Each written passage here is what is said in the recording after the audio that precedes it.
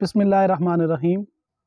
آپ کا بھائی، آپ کا دوست وادی چھائی سے محمد نوید آپ کو بصد عز و احترام سلام پیش کرتا ہے۔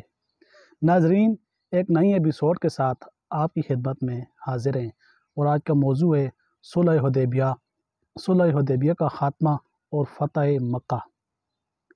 تو ناظرین، ویڈیو شروع کرنے سے پہلے میری تمام دوستوں سے ریکویسٹ ہے کہ جنہوں نے ابھی تک ہمارا چینل سبسکرائب نہیں کیا، ان سے گزارش ہے کہ ہمارے چینل کو لازمی سبسکرائب کریں اور ساتھ میں دیے گئے بیل آئیکن کو لازمی پریس کریں تاکہ ہماری ہر آنے والی نئی ویڈیو آپ تک بر وقت پہنچ سکے۔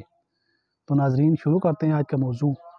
صلح حدیبیہ کے موقع پر بنو خزاعہ نبی اکرم صلی اللہ علیہ وسلم کے حلیف بن گئے تھے اور ان کے حریف بنو بکر قریش کے حلیف ہو گئے تھے۔ ان دونوں میں مدت سے عداوت چلی آ رہی تھی، ان کے مابین لڑائیاں بھی ہوتی رہتی تھیں۔ اسلام کے ظہور نے عرب کو ادھر متوجہ کیا تو وہ لڑائیاں رک گئیں۔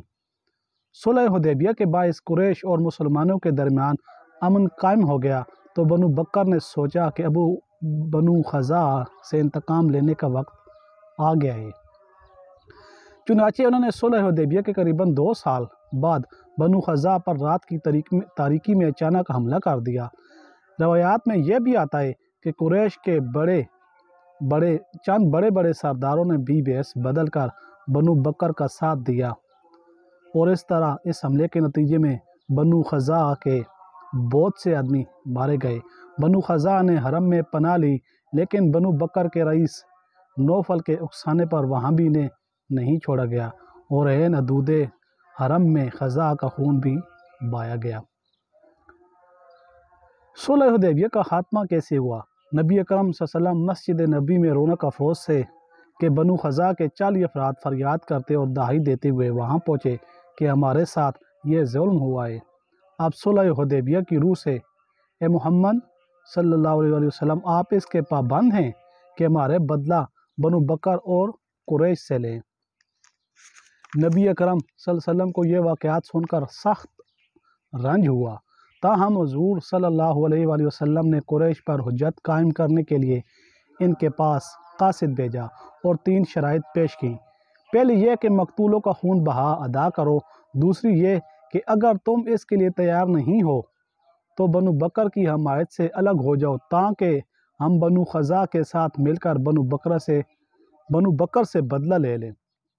اور تیسری شرط کیا تھی کہ اگر یہ بھی منظور نہیں کہ اعلان کر دو کہ صلح حدیبیہ ختم ہو گئی۔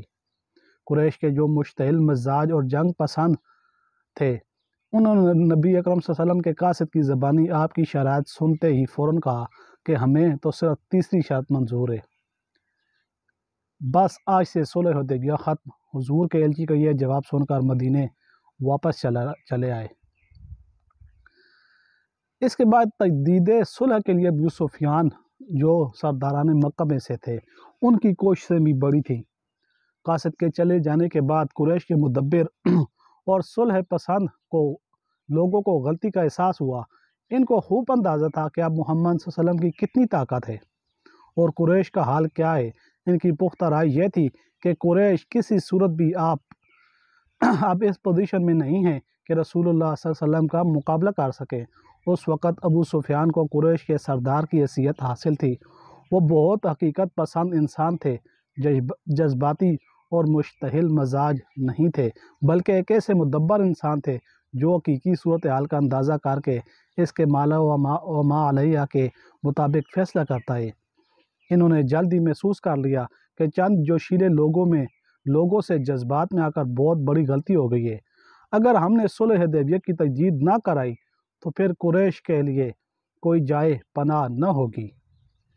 چنانچہ وہ خود چل کر تجدید صلح کی غرض سے مدینہ منورہ پہنچے اور وہاں پہنچ کر نبی اکرم صلی اللہ علیہ وسلم کی خدمت میں تجدید صلح کی درخواست کی، لیکن بارگاہ رسالت سے کوئی جواب نہیں ملا۔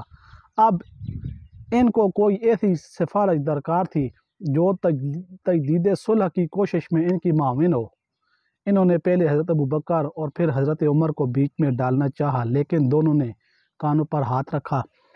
حضرت عمر نے تو یہاں تک فرمایا، بھلا میں تم لوگوں کے لیے رسول اللہ صلی اللہ علیہ وسلم سے سفارش کروں گا؟ خدا کی قسم، اگر مجھے لکڑی کے چند लकड़ी के टुकड़े के सिवा कुछ दस्तयाब न हो तो मैं इसी के ज़रिए तुम लोगों से जिहाद करूँगा।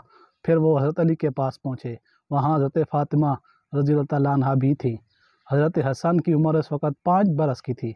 अबू सुफियान ने इनकी तरफ इशारा करके हज़रत फ़ातिमा से मुखातिब होते हुए कहा कि ये बच्चा अपनी ज़बान से कह दे कि मैंने दोनों फरीकों में बीच बचाव करा दिया, तो आज से अरब का सरदार पुकारा जाएगा।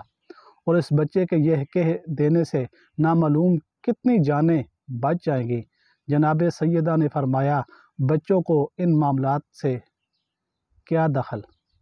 बिलाखिर अबू सुफियान हर तरफ से मजदूश होकर अपनी साहिबजादी हज़रत उम्मे हबीबा के पास पहुँचे।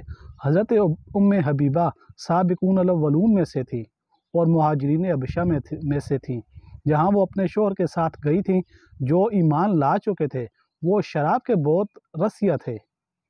हबशा जाकर वह मुर्तद हो गए और ईसाई मज़हब इख्तियार कर लिया। लिहाजा उम्मे हबीबा इनके अक़द निकाह से आज़ाद हो गईं। नबी अकरम सल्लल्लाहु अलैहि वसल्लम को जब यह इत्तला मिली तो आपने इनको निकाह का पैगाम भेजा था और वो नजाशी ने हजूर के वकील की हैसियत से निकाह पढ़ाया था और इनका महर अदा किया था। बाद वो उम्मुल मोमिनीन की हैसियत से मदीना मुनव्वरा तशरीफ़ ले आई थी। अब अबू सुफियान की साहिबजादी हज़रत उम्मे हबीबा रसूलुल्लाह सल्लल्लाहु अलैहि वसल्लम के हरम में थी। अबू सुफियान एक बाप की हैसियत से बेटी के पास पहुँचे ताकि बेटी से सिफारिश कराएं, लेकिन हुआ ये कि जब वो उनके हुजरे में दाखिल हुए तो वहाँ नबी अकरम सल्लल्लाहु अलैहि वसल्लम का बिस्तर बिछा हुआ था। वो इस पर बैठने लगे तो उम्मे हबीबा ने फरमाया कि अब्बा जान ज़रा ठहरिए, फिर बिस्तर तय करके अब तशरीफ़ रखिए। अबू सुफियान ने फ़ौरन सवाल किया कि बेटी, क्या तुमने इस बिस्तर को मेरे लायक नहीं समझा? मुझे इस बिस्तर के लायक नहीं समझा? उन्होंने जवाब दिया, अब्बा जान आप इस बिस्तर के लायक नहीं है। यह बिस्तर मुहम्मदुर रसूलुल्लाह सल्लल्लाहु अलैहि वसल्लम का है और आप मुशरिक हैं, नजस हैं, आप इस पर नहीं बैठ सकते।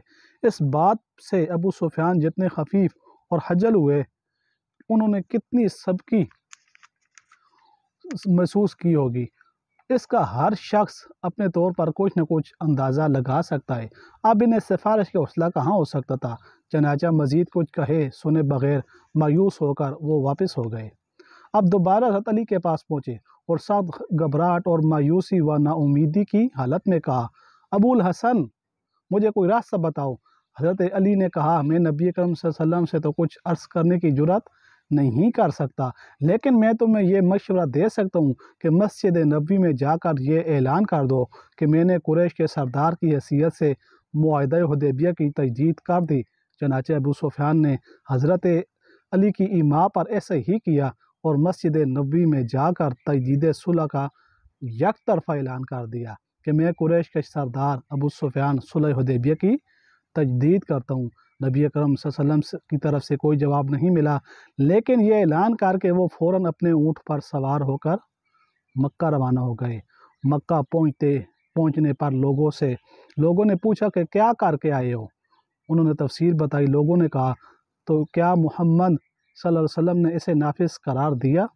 अबू सुफियान ने कहा, नहीं। लोगों ने कहा, हम ना इसे तजदीद सुलह समझ सकते हैं कि आराम से सोएं, ना जंग समझ सकते हैं कि तैयारी करें। ये तो कोई बात ही ना हुई। नाजरीन, आज के एपिसोड के लिए इतना ही। इंशाअल्लाह मज़ीद नेक्स्ट एपिसोड में आपके लिए एक नई मौजू के साथ हाज़िर होंगे। तब तक के लिए अपने भाई मोहम्मद नवीद को दीजिए इजाज़त। वस्सलामु अलैकुम वरहमतुल्लाहि वबरकातुहू। पाकिस्तान जिंदाबाद।